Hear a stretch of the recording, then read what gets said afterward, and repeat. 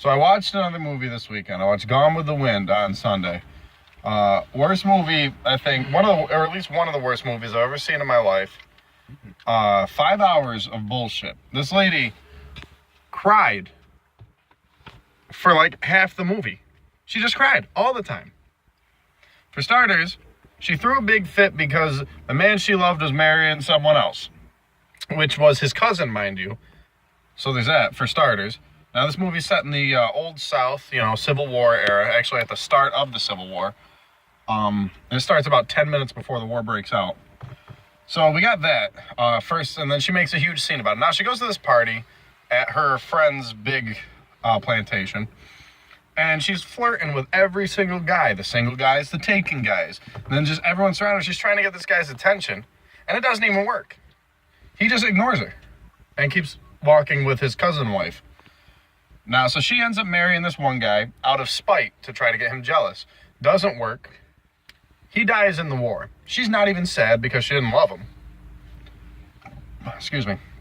Now there's another party. She's dancing with this one guy. Whatever the hell his name is. Right after her husband died. What was his name? Rhett Butler. She's dancing with this guy. And then people end up dying left and right, and she's making a huge temper tantrum. Her best friend is pregnant and about to have a baby, and she just wants to leave her there and says, I don't want to help. I don't know how to do it. And then you got the freaking Prissy. That's her name, is Prissy. And they could not have cast a more annoying person. She talks, and I swear to God, I shit you not, guys. This is her voice. Oh, Scarlett, Miss Scarlett, I don't know how to deliver no babies. Meanwhile, she just fucking lied because she said she knew how to do it. So there's that. And so they're stuck with this baby, and she's trying to pull the doctor away. Dr.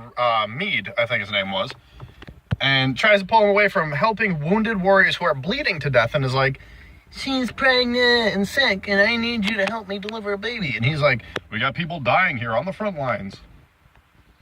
And then, fast forward a little bit, she goes all the way back home, finds out her mom's dead and her dad's crazy. And she's doing all this other stuff. Meanwhile, she's whining and crying about every little inconvenience the whole time. And she's got to help rebuild the land, pick cotton, plant stuff. And she's like, oh, why do I have to do this? Because everyone else is dead. And you're the only one who wants to stay there. So, then it turns out the guy she was in love with, who also went to the war, who's married to somebody, who was pregnant and had the babies, nice, and had the baby. Her friend and the guy she was in love with married, and had the baby that she was sick with and wanted to abandon her friend. He comes back from the war, and she's like, Ashley, you're back. And she's like, say you love me, and all this other stuff, and trying to steal him away from his wife and child, and says, let's run away and just leave him behind. Selfish. All right, and then fast forward a little bit, and this one guy is like, I want to marry your sister, and she's like, well, I'll talk to her about it.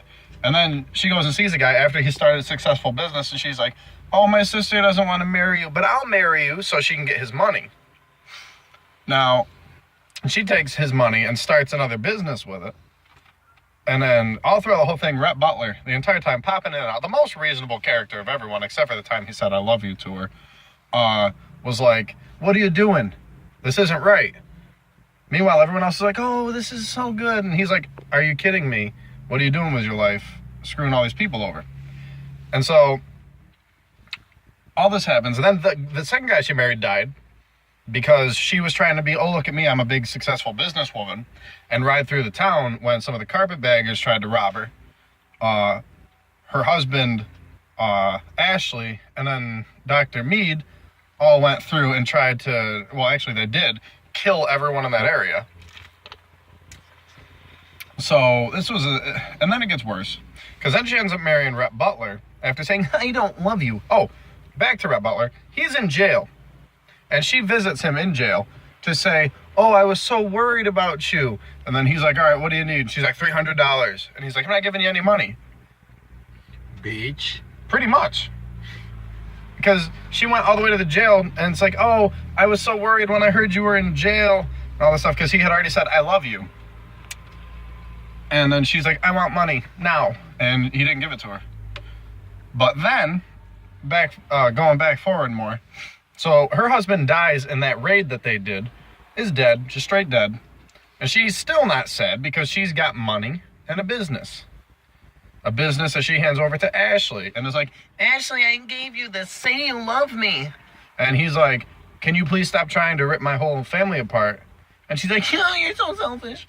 And all this other stuff. And so she marries Rhett Butler, uses his money, builds a nice big old house and all this stuff, has a kid, is very rude to Rhett all the time. And is like, oh, you're such a bad person because you don't give me everything I want. Okay, so their daughter dies, and then her friend dies, the one who's married to the guy she's in love with. And then, after all that, she's like, Rhett, I love you. And he's like, well, then why didn't you tell me before? And then, and I don't care because I give you so many opportunities to actually love me. I've given you everything, and yet all you did was use me. And she's like, where will I go? What will I do? And he goes and busts out with that famous line, frankly, my dear, I don't give a damn. Which is perfect because, frankly, he should have said that years ago. And he's like, our daughter was the only chance that we had to try to build up, and now she's dead, and look at you moping around, blaming me for all this. So all that's going on. And she's still like, why does everyone hate me? Because you're selfish. Yeah, because you're a bitch. Pretty much. Anyways, final movie, the overall terrible movie. I don't know how it could be construed as good or a love story or anything like that. Just terrible. 10 out of 10 would not recommend. Do not watch this movie. And that's the truth.